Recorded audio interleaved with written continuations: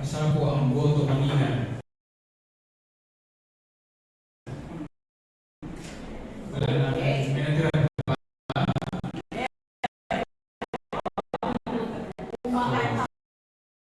Pero sa muna.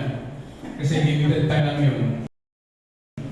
Sa ganito na spiritual na natin pagkain. Amen? So, I thank God sapagkat nakatayo po ako instead na I give up the preaching this March. Kasi na-assign ako na umattend ng seminar this past weekdays. Ibigay ko sana kay Pastora eh. Kaya ko kasi super busy, gano'n. Pero malakas naman sa akin ng Panginoon eh. Matagal na yung nag-release sa'yo. Okay? So, dapat kampalan mo. You have to move on. Yeah. Sabi ko, Lord, parang hindi ko kakayanin kasi maraming ginagawa. Tapos pagdating yung gabi, parang papahinga lang.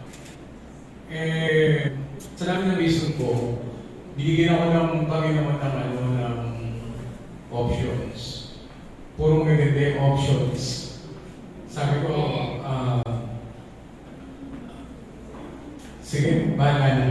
Tapos nung Tuesday yan, kasi yung seminar namin is nasa Maynila.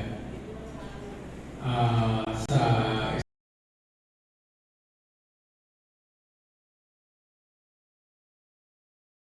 secretary na sabi, Jerry, bakit wala kang dalang gamit, wala kang dalang mga ba't na dalang mag...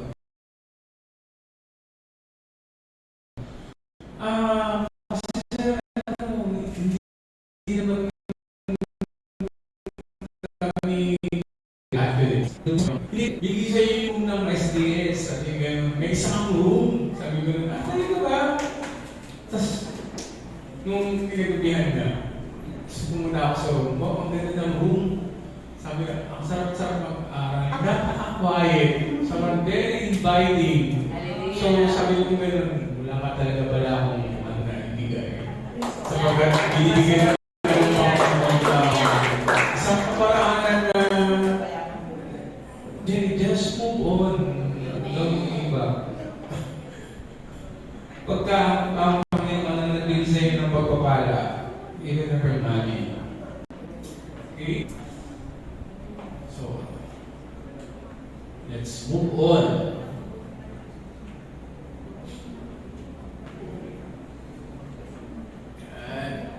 So, yung breakfast fellowship natin kanina, at ang spiritual naman natin na pagkain ngayon ay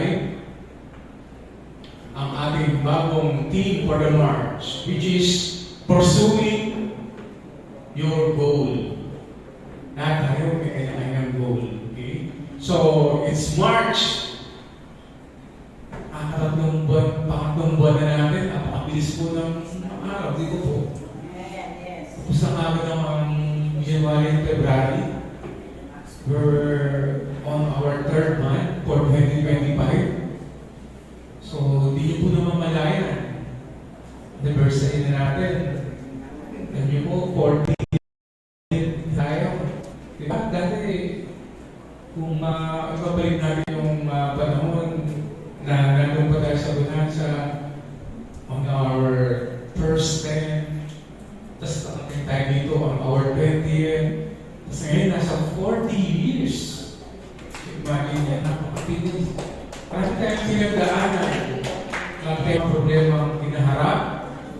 Nalusutan natin sapagkat tayo ay move on. We forget the past and then we move on. Okay? Sabi doon sa Isaiah chapter 43 verse 18 ng ating members, forget, move on. Sabi doon, forget the former things, do not dwell on the past.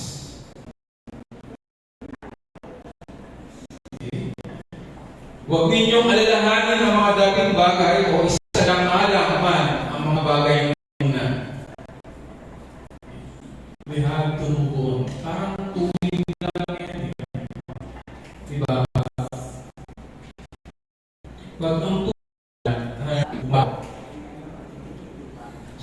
tawiin mo yung katabi mo. Nung tignan, sabi ko, amoy mo lang. Joke lang po. Eh, parang naalala ko pagka-tubig kasi ano eh. Kaya pinagbabawa ko yung ano eh. Mga tubig-tubig na stagnant kasi pinagbabawa nila mo. Tsaka naalala ko pala, bigla lang nag-flash sa akin. Yung nag-mission tayo dun sa Piskalan. Hindi lang naman yung hindi ko maalala yung partner na tinahin na tinago ko. Alam niyo po, yung itab, yes, itab. Kasi magkasama kami ni Pastor Hazel dun sa isang bahay. Natuwa sa amin yung sinishare namin. Pinakit kami doon sa bahay nila nung mag-asawa. Kasi kino-convert nung kasama namin bagay sinasabi nila, namin ni Hazel. So, in a way, naiintindihan nila kasi nga tinatranslate ng bata. Pero kami translator. So, parang nag-bless siya. So, di ba pasok kayo? Pinakit kami doon sa bahay, nagsalita ng mag-asawa. Tapos yun nga, hiningi na kami ng itab. Yung parang bagnet sa sosyal na ano. Pero, pinatuyong kami na nilangan at inuod na yun. Kaya lang, masarap. So, nung umagat ako ng kundi, natago ko. So, parang, kasi ang dilig kasi pastoran ng iba. Unang-una, it's lahat ng i-offer sa inyo, kailangan tanggapin nyo. Yun ang first, talaga rule eh. Kasi masyado silang sensitive pag hindi mo tinanggap yung binigay nila. Kaya very sensitive kami doon mo ba yun. Basta nasa isip namin, pag yung binigay sa amin, tatanggapin namin. Okay, nakuha na yung nakain namin sa isa, naubos niya eh. Sa kanya. Sa akin, kalahati na, binago ko na sa pulsa ko. Yung sumunod na in-offer is yung tubig. Yun na, kasi yung tubig, may yung baso, merong may kulay, kaya yung makikita yung tubig. Pero nung bigay sa akin yung tubig, kumakuha yung kitikiti. Nakakala, siyempre, pag hindi mo siya kinaukaw, hindi siya bababa. So, dahil ko niya sa ibaba ko, wala akong choice kasi nga, pinahihin sa amin yung tubig. Ginawa ko, yung tubig ng kote. So, bumaba yung kitikiti. Pagbaba yung kitikiti, tsaka ko yung bigla. At pagkatapos, yun na alam, basta ginabayan nila ako ng Panginoon na hindi masira. Tsaka ko. So, ganun na nangyayari pagka merong stock ng water. Nagkakaroon ng kitikiti. Kasi yung mga tubig nila, kailangan nilang iniigib pa rin ng malayo eh. Kaya stock nila yung tubig sa wala, kaya nagkaroon ng gano'n. So, yun yung isang proper release ng water kapag hindi siya pag-install siya. And also, I would like to thank the Lord sa aming activity last Sunday.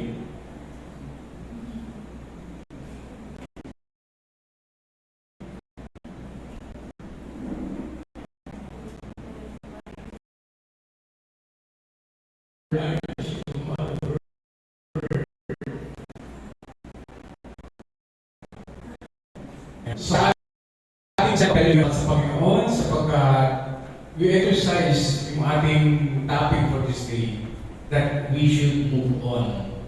Okay? So, ayan po ang ating mga new YC and a new CDARS. So, palakpakan po natin ang Panginoon. So, hindi tayo dito stagnant. We should move on.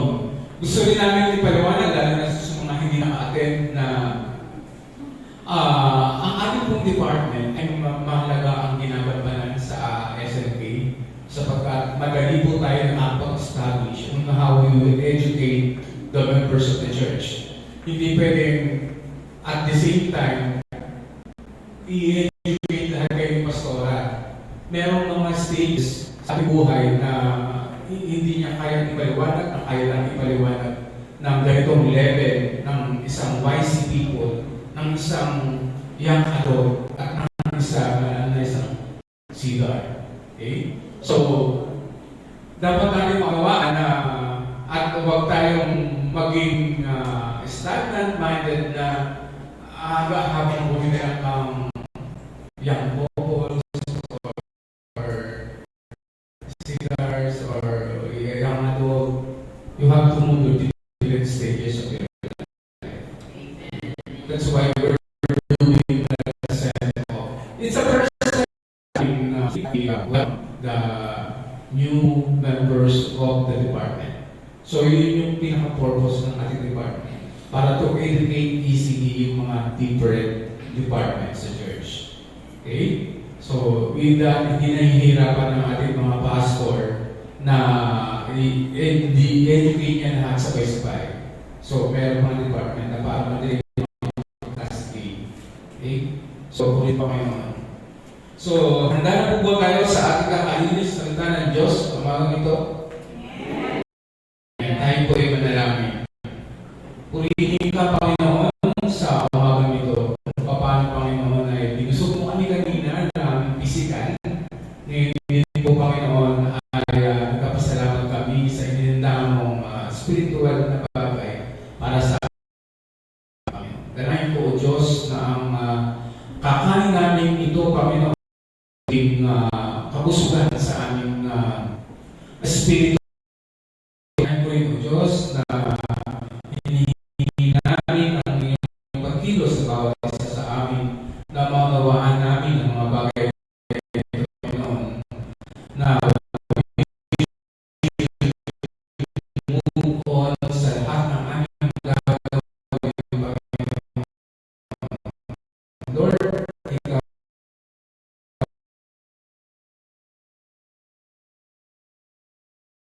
ito, kami po sa ang Diyos ang siyang manatili sa aming puso't isipan at maunawaan sa mga ganito. Maraming pong salamat at gamitin niyo rin po bilang magdaluloy ng pagpapala, Panginoon, na mapakinggan ang iyong mensahe para sa lahat sa aming Panginoon.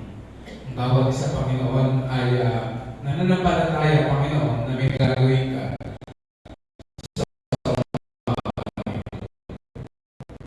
Maraming pong salamat sa Panginoon Jesus. Amen.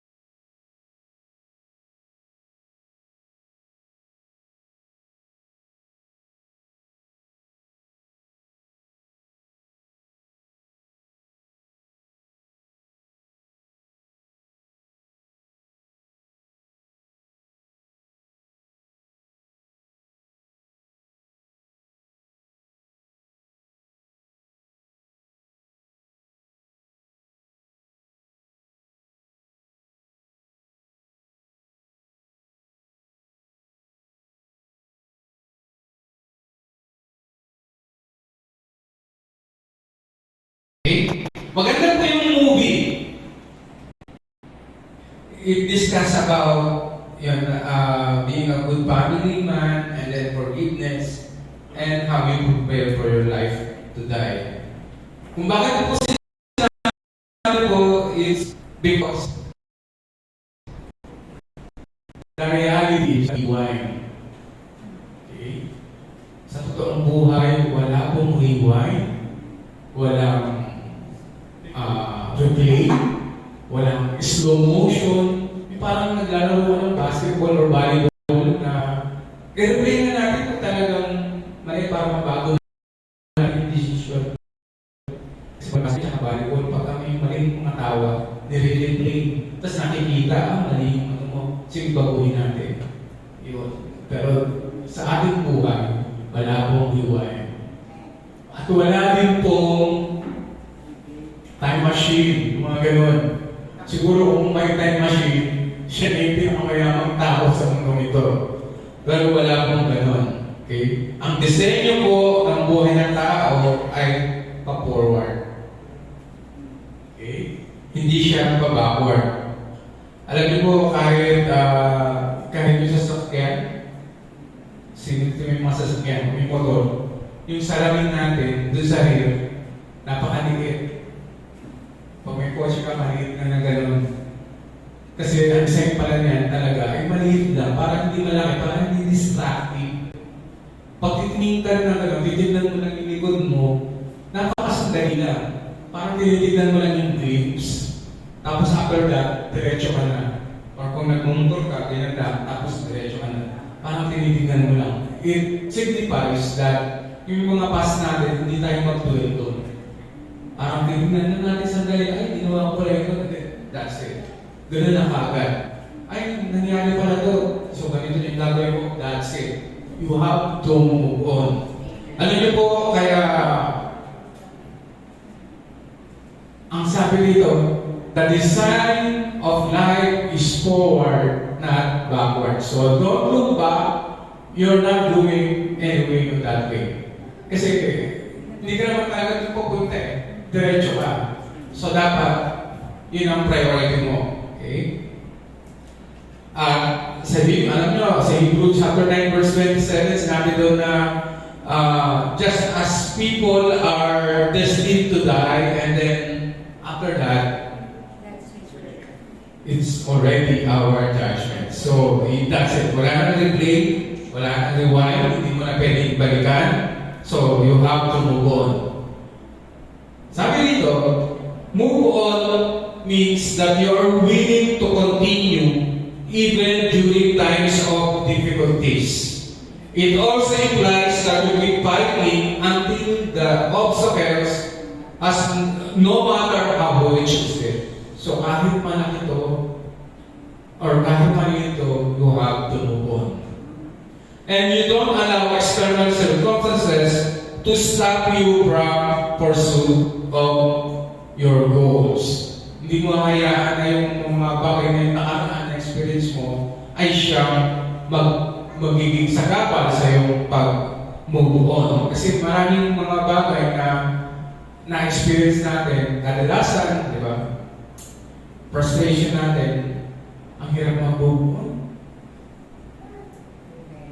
Kadalasan yung iba, pag kami na-experience ng ganitong bagay, hindi basta-basta sila nakaka-recover. Okay? Tayo po mga Kristyano, nais ng Panginoon na ating mga, pag may na-experience tayo na gano'n, dapat lagi lang tayo nakatuon sa hinaharap. As Christian, we should look forward and not backward. Sabi sa 2 Peter chapter 3 verse 13, but in keeping with these promises, we are looking forward to a new heaven and a new earth, where righteousness dwells. Okay? So when we look forward on that, dapat ang nakatuon tayo, meron naghihintay na mas magandang price sa ating hinaharap.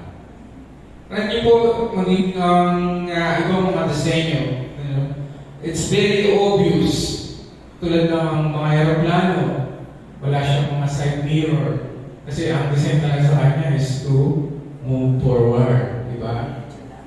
So, now, punta tayo sa isang punto sa Bible na ang bayan ng Israel ay kailangan ng mag-move on.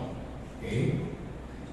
If you still remember this scenario, ang mga Israelites ay pinalaya na ng Parao. Okay? So, naglakbay na sila. And then, they go to the end na Red Sea na. Red Sea na. Wala na sila point of return. Okay? So, in that case, makikita nyo na paggawa, sarili nyo, ilagay nyo sa buong scenario or situation. Are you going to continue ko ba? And then, another instances, biglang nagbago yung decision ng Parao. Ay, mukhang hindi namin kakayanin. Kailangan namin kayo. Okay? So, ginawa ng Parao, niready niya lahat para, hinabol nila yung mga Israelites. So, nakita nila na ng mga Israelites na gano'n, lalo silang managahan. Okay? Ano ba ito, Moses? Alam ko ba, magiging okay tayo? Tinan mo yung parating na yan. Sigurado tayo bubuhayin yan. Okay? So, masyadong very danger ang kanilang kalagayan. Kaya, just sa Exodus chapter 14, verse 15, Then the Lord said to Moses, Why are you crying out to me? Tell the Israelites to move on. Kasi, masyado nang tense si Moses eh. That's why, Lord, bakit ganito? Di ba po sometimes, kapag kami tayong mabigat na problema or suliranin, nagdadalawang isip na rin tayo minsan. Okay? We are no point of return na, Lord, parang hindi ko na kayo dumiretso, parang ang bigat-bigat na nito. So, ang gagawin mo na, iyakan na yan. Opo.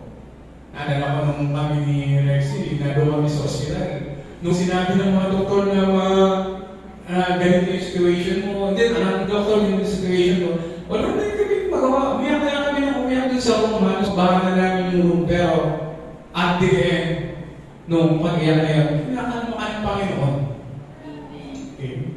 Maging sensitive lang po tayo minsan sa ating mga pinagdaraanan. Yes, it's normal that we cry. Kasi hindi namin kaya talaga eh. May mga pagkakataon talaga na super duper, ano na to, parang ang bigat-bigat na nito, parang hindi ko na kaya, tapos naiyakan na lang. And then suddenly, nakikita mo ang hagod ng Panginoon. Parang dito, why are you crying? Just tell the people to move on. Okay? So, ang ginawa ng Panginoon,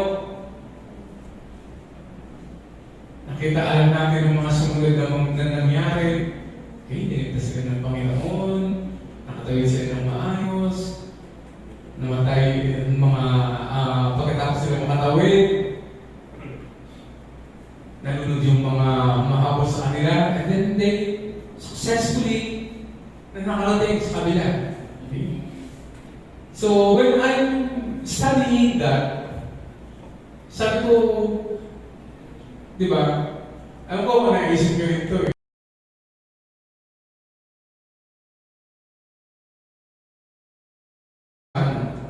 Na, Lord, buksan mo yung yung Red Sea, tatawid uli kami. O conquerin na namin yung Egypt. Wala na yung mga eh, di ba? Di ba, wala na yung mga soldier. Kaya na nila maghari sa Egypt kasi napakarami nila. Namatay na yung mga soldier, di ba? May chances na gano'n, di ba? Isip, kung talagang Lord, sige, doon na lang kami sa Egypt. Kasama ko, gusto rin nila sa Egypt masyadong maunlad. Kaysa doon, hindi namin alam po namin. But, the Lord is a God of forward. Kailangan talaga mag-forward ka. Move on.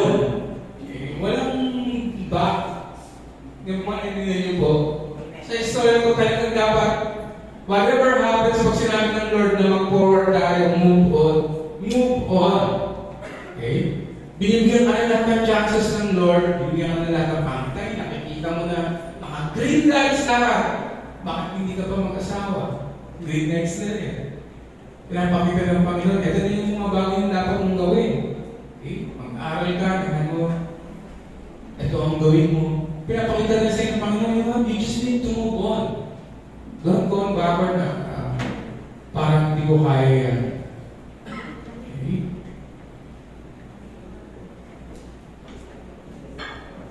There are reasons why people can't move on. Siguro, makikita nyo, may mga, minsan talaga, may mga chances talaga na hindi ka talaga makapag-move on. Okay? But, there is a reason behind that. Number one, the reason you can't move on is because you are feared. Natatakot ka kasi hindi mo alam yung gagawin mo or hindi mo alam yung gagawin na susunod kaya stop ka na lang muna. Okay? Kadalasan, ito rin po yung na-experience natin sa buhay. Okay? Teka lang, masyado ata akong mabilis pa. Hindi ko kaya. We don't even pray. We don't even consult God for that. Okay. The next one is because of failure. Okay? You don't know where to go. Parang yung ginawa ko yan, failure ako dyan. Di ba po? Sometimes nakikita natin na yung mga ginawa kong ko last year, nag-fail ako rito kaya parang ayaw ko na. You don't put that as another baka naman kaya ka nag-failure dahil 1, 2, 3, ito yung mga hindi mo ginawa. 1, 2, 3, ito yung mga dapat mong gawin. Okay? And then, the next thing is frustration.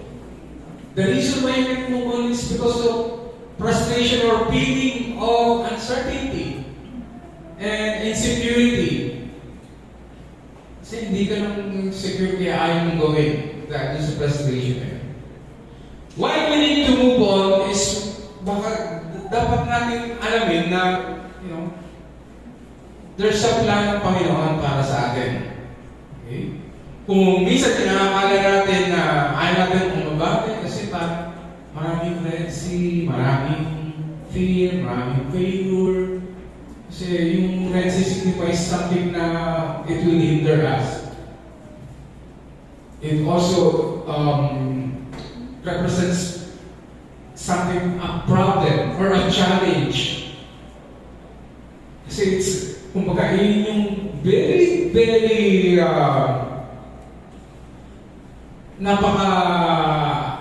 yung kumbaga, ihalin tulad na rin siya sa isang pangyayari na paano naman posible namang mangyari ito? Yung mga ganung bagay. Kasi doon tayo mag-conclude. Parang hindi ata mangyayari talaga ito. Pero mo, Red Sea, makakatawid na niya. Diba? It signifies impossible things that will happen to us.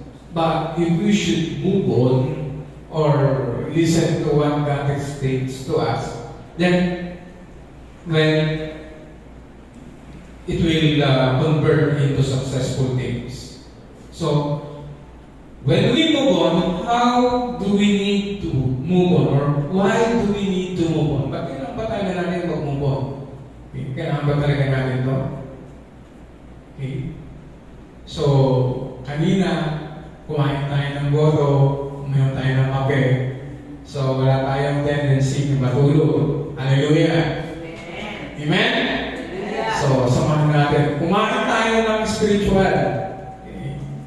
So, sabi dito, why we need to move on? Number one, because it will pull you out from your comfort zone.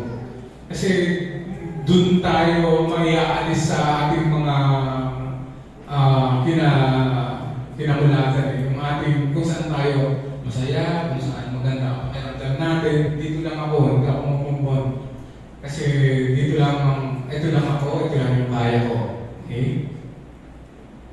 Yung iba, sanay na master na yung yung pagiging mahirap. Okay? Bakit hindi mo kayang maging mayaman sometimes? Puro lang pakahirapan ang kaya mong maramdaman? Wala bang pagiging maranasan naman na maging maayos?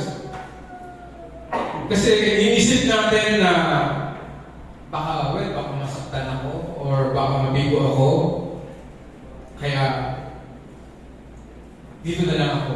If other are blessed, diba? Ikaw pa kaya na anak ng Diyos, hindi kaya i-bless ng Panginoon. So, paano ka dadalhin ng Diyos sa magandang destination kung ayaw mo naman bless? Kung gusto mo lang manatili sa bagay na yun. Kasi ang kaaway natin, talagang ipapaalala niya sa iyo yung mga lumay para hindi ka makamubon. Dati kasi ganyan ka eh. Tapos ngayon, gusto mo maging ganyan. Then, yun na, mag-isip-isip ka na. And then, sige, huwag na lang. Sabi dito, it will pull you out from your comfort zone if you want to move on. Ang kwento, ano yung kwento lang naman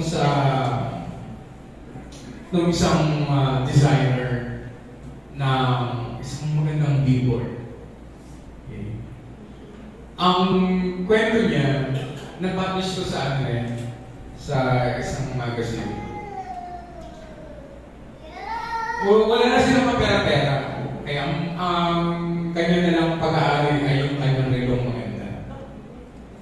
So yung relo niya, sinangla niya sa isang sanglaan. So mahal yung relo niya, so naka 40,000, sabi niya, 40,000. So tingin ko maganda yung relo niya talaga. Siguro Rolex or something. Tapos nung napadaan siya sa isang paggawaan ng mga design ng mga lights sa rawan. Sabi niya, bakit hindi ako gumawa din ng mga ganyan? Parang okay yan. So, ginawa niya, bumili siya ng konting gamit, nag-design siya. Ano yung ginawa? Yung parang lights na makikita niyo sa mga barbershop. Welcome! Umaga, tapos may ilaw-ilaw. Yun yung unang ginawa. So, kung rin yung mag-inarinig yung mga customers, yung mga barbershop, tapos yung mga tindahan na maliliit, tapos nagpapagawa ng mga neon lights na pagka sinaksak mo, again, welcome, please kami. Tapos, yung maliliit na kalenderya na naggagana din ng kailangan. So, merong isang nagpagupit sa kanya, merong isang nagpagupit sa barbershop na yung ganyo dun sa ilaw na yun na ginawa. Tapos tinanong niya kung sino yung gumawa. Tapos tinuro nung isang barbershop. Ginawa yan niya. Tapos, nagpagawa sa kanya, una, isang hypermart lang. Tapos, yung maliit lang na, kasi di ba ngayon yung mga, sabi ko yan, yung mga SM, di ba, meron silang mga store lang na maliliit, mga Seymour, mga ganyan. So, yun yung una niyang pinagawa. Tapos, hanggang sa nagustuhan, nung may-ari, nung pinaka-head ng operations, di pala may-ari, head ng operations, tapos lagi siya kinukuha hanggang ngayon. Okay? Yung makikita yung mga SM na signage, yung company nila may ang gumagawa. This is a success story. But the main point is, it will pull you out from your comfort zone once you move on. Just do your job. Ang sabi ng Panginoon, why are you crying to me? Sabi ng ganun din ng Lord kay Moses. Kasi pag umiiyak ka sometimes, medyo nare-release ka, di ba po? Parang yun kasi yung tendency ng tao na kapag masyado siya nahihirapan, talagang niya is umiyak. Okay? Remember, ang sabi ng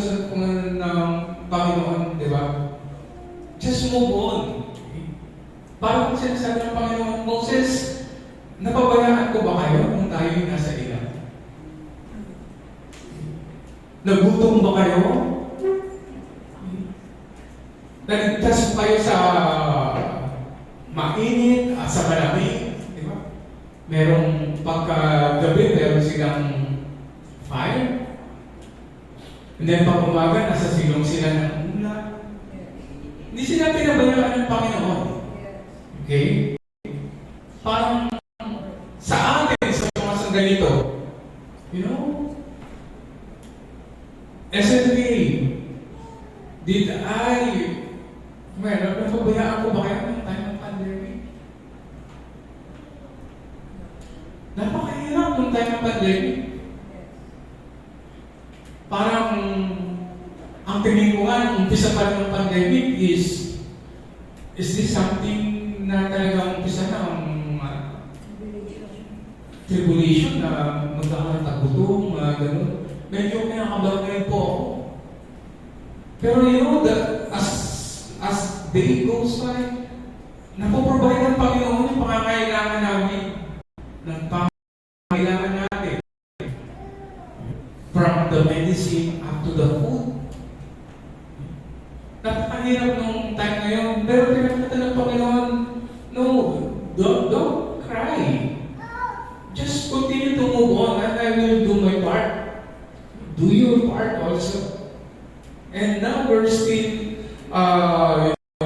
napakahirap pa rin ng panahon. Pero survive tayo. 2025, 2019, 2020, mga year.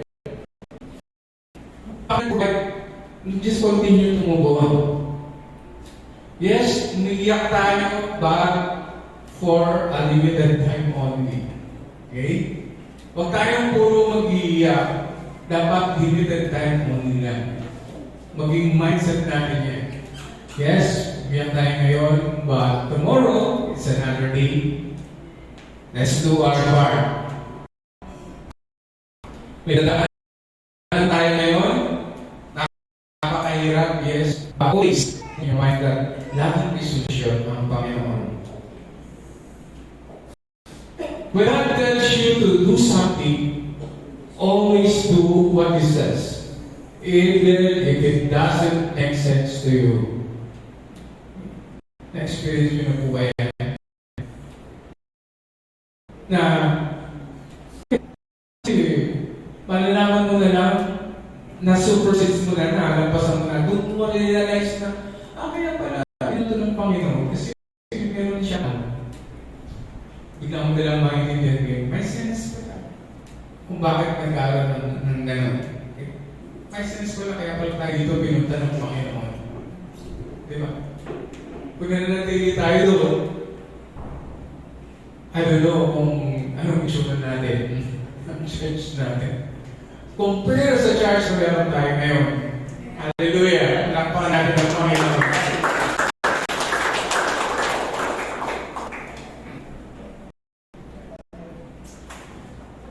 Sabi sa Psalms 119 verse 16, I will hurry without delay to obey your commands. That's a very good verse para sa atin. Dapat we always hurry na sundin yung bagay ng Panginoon. Kasi kung nadidinig mo, pag tayo ay hindi nagmumove. Okay? Marami sa atin, sa nakaraan natin, hindi basta na lang natin gawin gusto ng tao. Okay? Kasi nakilamalasan mo. Gusto tayong palayanan ng Diyos sa umagang ito, sa ating mga sakit, sa ating mga pinagdaan, kahapon, sa ating kahinaan, naging mahina tayo kahapon, kagawa na naman tayo ng kasalanan. At minsan yun ay dahilan kaya hindi tayo makamubod.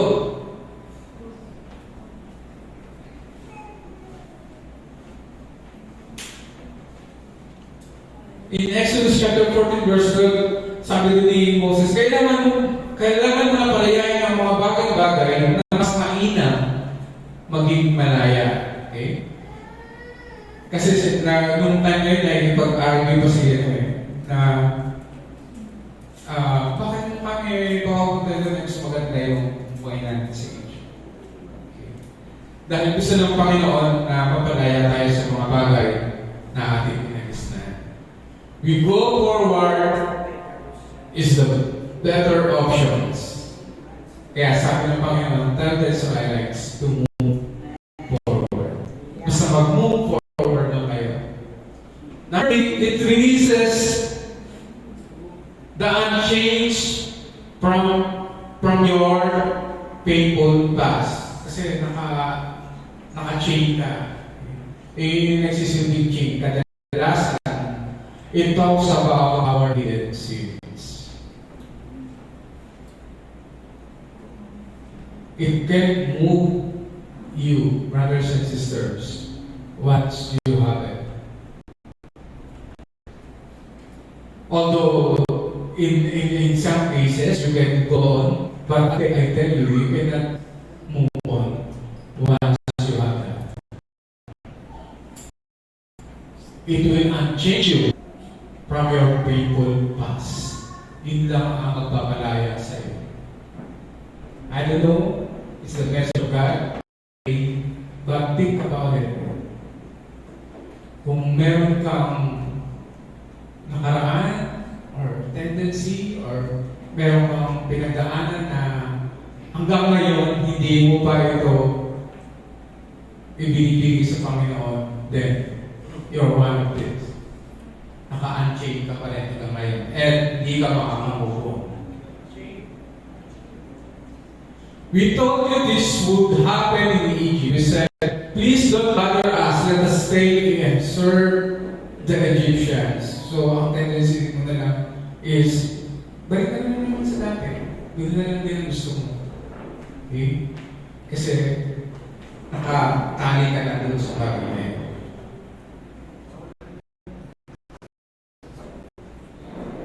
It releases you to your future. If you move on, it will release you to your destination, your future.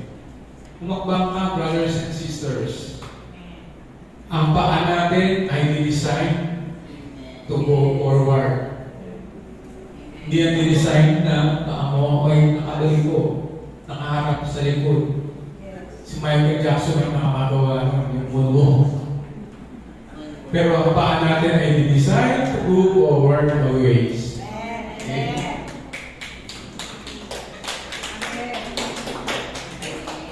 Moving forward to your future requires completing every challenges. Kasi as you move on, marami talagang challenges na dati. Minsan nga maiinis ka talaga. And to the point na yung mahal mo pa sa buhay minsan, magiging blocks. It's either your relatives, your friends, your best friend, diba? Para hindi ka makamove on.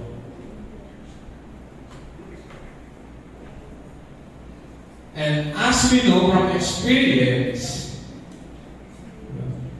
there's no rewind. Alam na natin yan. But, it says here,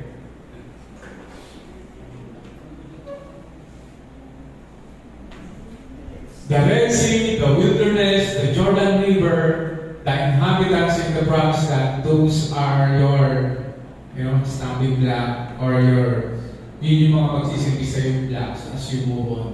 Gaya na experience ng mga Israelites. The greatest challenge is not out there, but inside of you. Sometimes, yung mga yun, hindi naman talaga sila eh. Minsan nasa iyo lang din. Inside of you that don't move on.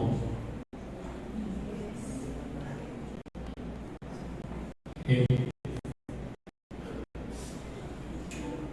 We can rewind, but we can set. Hindi babalik, but we can reset. Halimbawa, hindi tayo nakapag-pursue dun sa isang bagay na ginawa natin. But this time, bakit kaya hindi tayo nakapag-move? Ano yung pinag-reset? Reset. Then, yung plan again. Ito dapat natin ginawa. Plan A, plan B, plan C. Bakit kaya hindi ako yung mama? Kasi masyado ko naging dun sa nakaraan ko. May mali akong ginawa. Mabago nga ngayon. Then, reset it. Okay? And then, gagawin ko. Plan A, plan B, plan C. And then, do it. Move on. Amen po ba doon? We can rewind back, we can reset it. Yun yung ang ating magagawa. Okay? And as we move on,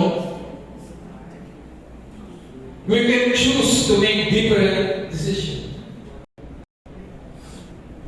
But first, don't forget to remember the gospel. How do we move forward in the Christian life? We should remember the gospel. Ang daming pangako ng Panginoon na minsan hindi natin nababasa. From Old Testament to New Testament. Okay? In Proverbs chapter 4 verse 5, get wisdom, get understanding. Do not forget my words or turn away from them. Sabi ng Panginoon. Because we can choose to make different decisions. Sabi natin kanina, it's you who made that. Ikaw pa rin magdidesisyon sa iyong pagkatao na gusto mo. And we can choose to heal relationships. In Colossians chapter 3 verse 13, bear with each other and forgive one another. If any of you has grievance against someone, forgive as the Lord forgive you. Kasi hindi natin maayos ang ating relationship. We don't forget those people that that hurt us. Sometimes, yung sinasabi kanina na because somebody hurt you, that's why you don't move on. Diba? Kadalasan sa mga kabataan, pag sila nasaktan, they don't want to move on. And ang major characteristic or ng mga kabataan ngayon, once na-hurt mo sila or nagkamali ka sa kanila, they will not forgive you. Nagulat ako dun sa aming counseling sa PSP dahil ang galing-galing nung nagtuturo, pero dahil may nasabi lang yung teacher na mali, talagang binoise out kagad nila at sa counseling ng PSP na gusto namin tanggalin na siya dito. Kasi ayaw din namin siya pasama. Wala kaming gagawa, kundi i-approve. Kasi pag hindi mo ina-approve, then wala na. Mamamatay yung organizations. Okay? And we can choose to change what goes into our minds. Okay? In Philippians chapter 4 verse 8, sabi doon, di ba isa said, finally brothers, whatever is true, whatever is noble, whatever is right. Sabi doon, we can choose to change what goes into our minds. Okay? Kung yung gusto mo kasi ipasok sa isip mo, hindi lang mangyayari.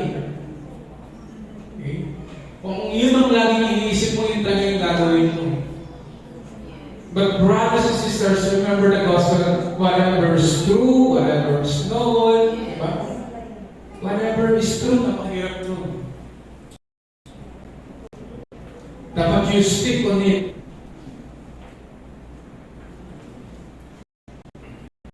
Whatever is lovely, whatever is honorable, if anything is excellent, amen, or praiseworthy, sabi mo yun, whatever is excellent, hindi sinabi doon na whatever is good, but whatever is excellent. When we say excellent, dapat ang choice natin mga Christian, yung laging pinakamaganda, hindi yung okay lang. But we should do always excellent. Because pinaglilingkuran natin ay ang ating Hari. Yes. Amen. His excellency. Yes. Whatever is praiseworthy. Yung iba kasi, yung praise lang na dahil gwapo siya, dahil maganda siya, sige. Yung ba yung pagkaibig sabihin mo ng praise worthy? Is it worthy to be praised? Hallelujah. Mga kabataan, when we idolize, see to it that it's praiseworthy. Amen. And we can choose a different attitude with constructive words and with joy. Ephesians chapter 4, verse 29. Do not let any wholesome talk come out of your mouths, but only that is helpful or building others up, according to their needs, that it may benefit those who listen. Those who listen sa ating mga chikadora, mga ano. Okay? Hindi natin naiiwasan yung mga ganyan. But we should always remember that. And we can choose to serve our Lord Jesus Christ, who is the author and finisher of life. That is our ultimate goal.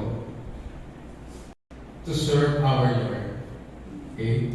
Only fear the Lord and serve Him faithfully with all your heart, for consider what great things He has done for you.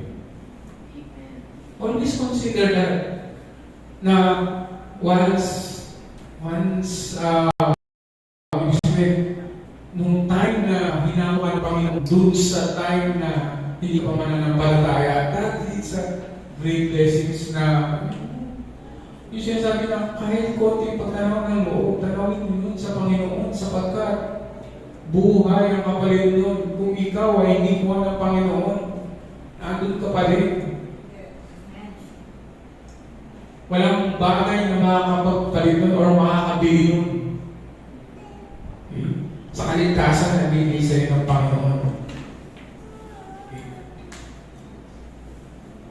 And lastly, let's talk about dun sa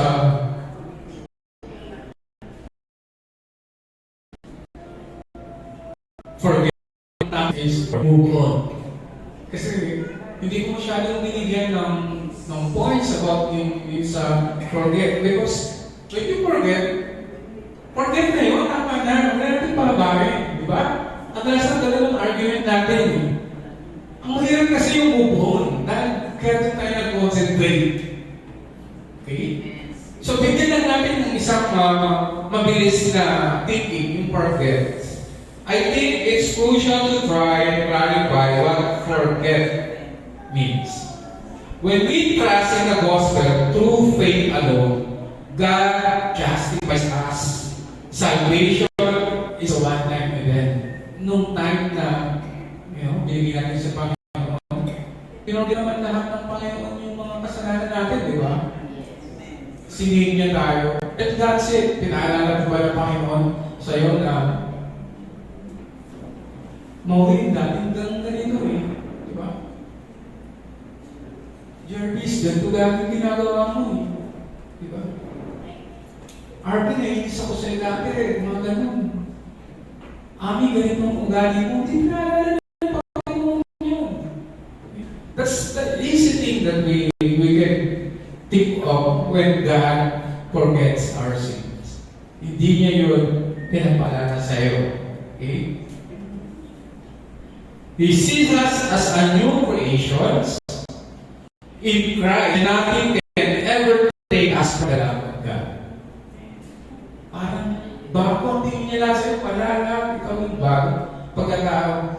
However, forgetting our past is a daily process that we must work through by reading and studying the Bible, praying and fellowshipping with other believers. Though our salvation is secure in Christ, it's normal to be reminded of our past and well-being at times. Sandali lang. When it happens, don't lose heart. Turn to the Word of God, pray and trust in His promises. Whenever through death or raptures, we will be with Lord forever. Okay?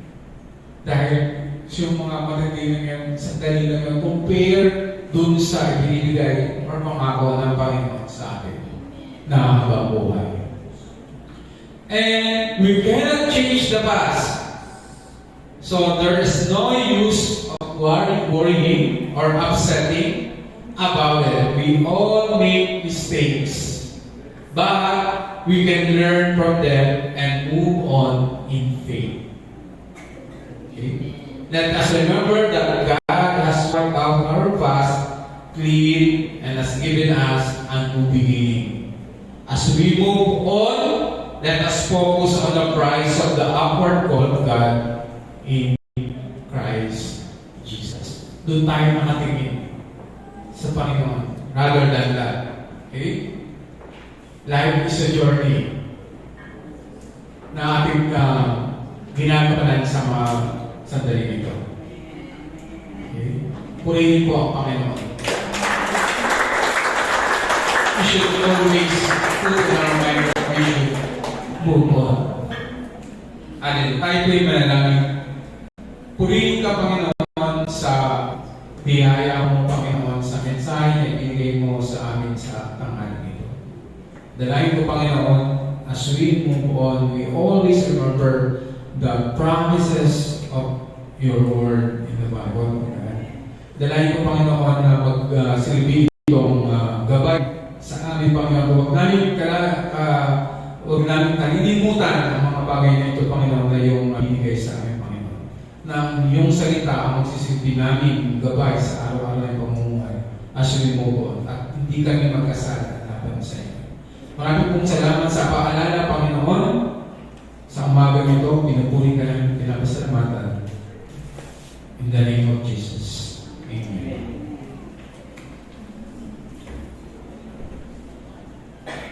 Let's continue with our service to the Lord, with our communion. May I call Pastor Arvin and Pastor Dante.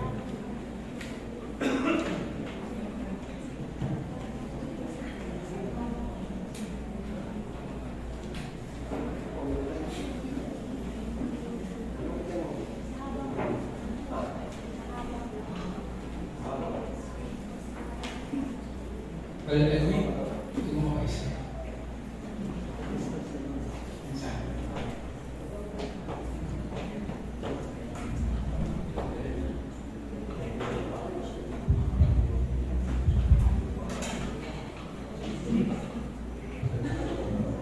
Tumayo po tayo at manalangin.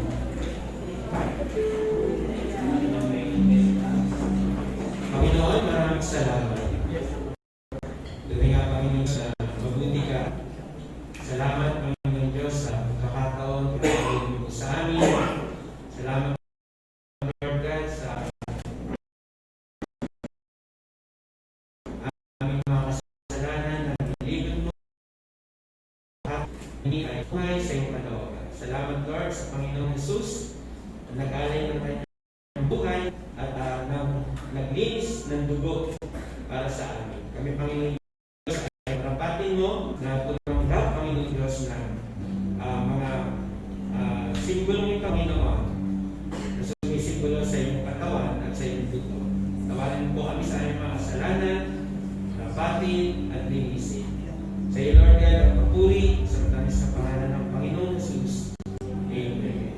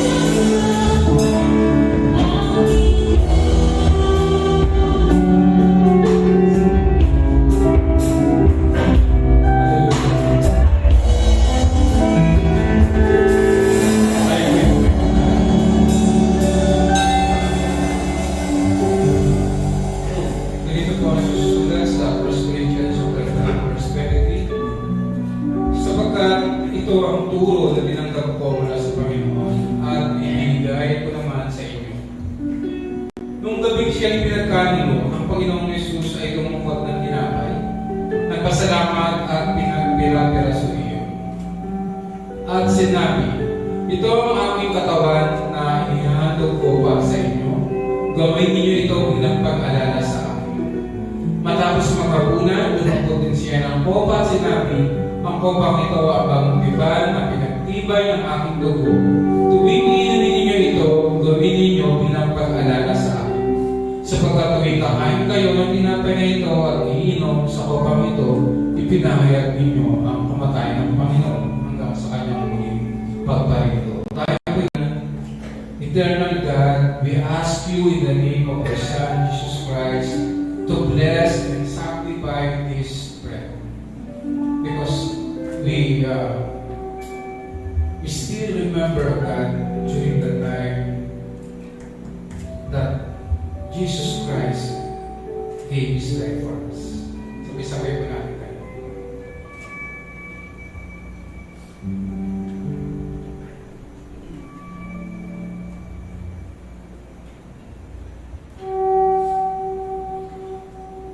And also, Lord, we also ask you in the name of your Son, Jesus Christ, to bless this wine and sanctifies this to our souls. Sa lahat po ng tatanggap, Panginoon, inaalala po namin ang iyong dugo, dumalo sa puso ng bakit para po sa puso ng mga kasalanan. Lahat tayo niyo.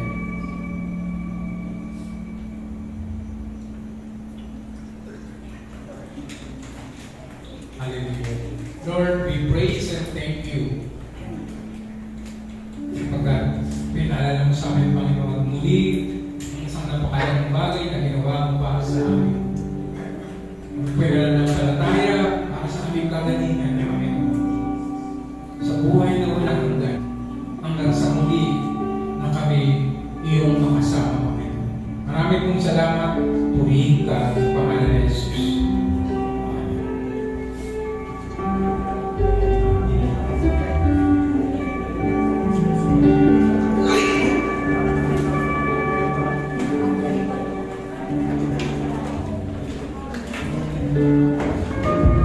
Thank you po, Pastor Jenny Rodriguez, sa isang mayamang mensahe. Forget the past and move forward. Ayan. So, diba natin katabi natin na huwag na tayo mag-dwell sa past. Marami pa tayong gagawin sa Panginoon. The best is yet to come. Sabi nga ng Panginoon. Yes. So, pakisabi naman po sa katabi niyo, the best is yet to come. Yes. Kasi babalik pa si Lord, kaya yung the best is yet to come. Siya yung best. So, salamat po. Tawag ko po si Sister Milaila for the announcement. So, i-try nyo ba sa announcement? Sige po.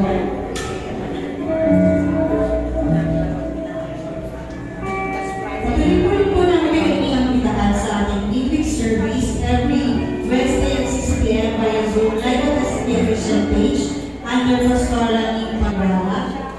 Kung overalls pa rin po ang pinatalakay po. Ang ating prayer meeting every Friday at 6 p.m. via Zoom live at the City official page pa rin po. At ang ating topic for the month of March. So next week po, March 9, walk carefully.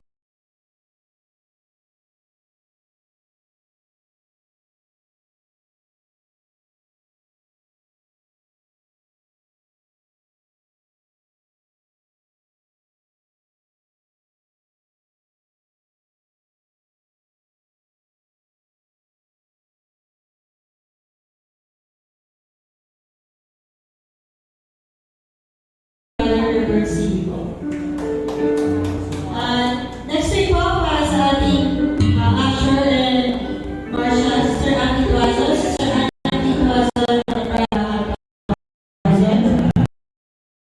so, March 16, Sister Laura, Sister Lisa, Laura, Sister March 13, Sister Naomi Lincoln, Sister Milena Lopez, and Brother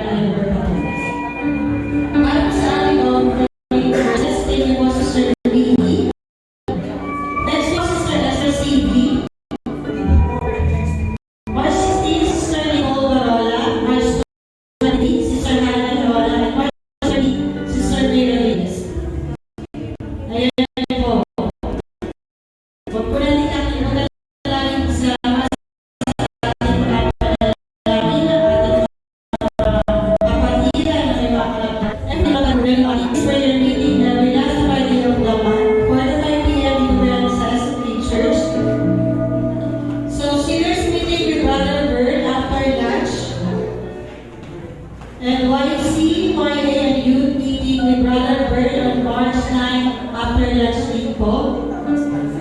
Ayan po. So yung gusto pong magpa-water baptism, may schedule po tayo sa April 12, 2025 sa Villa Banar. May dalaga po kami pasara para water baptism po. Yung mga candidate na po sa water baptism, before ang lahat po natin talakaran, before, a week before ng ating po water baptism, dapat mayroon po tayong seminar at Saturday po lagi po yan gaganapin. Kaya pwede po kayo makipag-coordinate sa akin or sa sinong trustee para malaman po namin kung meron pong magpapo-water baptize sa April 12. So, before ano na yan, ang date na yan, meron pong seminar. Announcement din po yung ating prayer meeting, quarterly prayer meeting po. Last Friday of March, OPM. OPM po. Overnight prayer meeting po yan dito po yan sa church. 9 p.m. start. Friday po. Last Friday of March. Bilang po isa sa announcement. Nakaschedule po for preacher is council and kanilang tawag dito. Worship leader is YA. YA po. Isama lang Council and the assistant. council and assistant po ang nakaschedule for preacher and worship leader po nila is YA. Okay po. May other announcement pa po ba? March 16 po, ang YP po ay mayroong time management seminar kay Pastor Jerry at 2 p.m. Dito lang. Meron pa po ba? Wala na po, no? So, mamaya po after lunch, ang senior po may meeting with Brother Bird. Sige po. Wala na po, dito kayo para sa ating closing prayer. And very sure pa kayo mas malalaman pa. So, tinatawagan ko po for closing prayer. Si Brother Joel.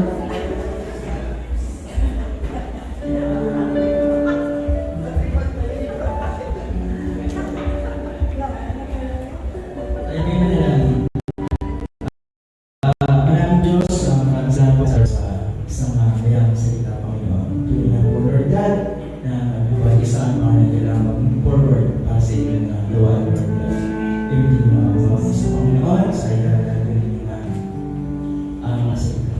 Panginoon, sa aming sa mga pagbabalay natin yung bago sa Lord God, dahil po Ama, na sa aming pagbabalay, Panginoon, ay mabahan namin ang aming narinig na inyong salita.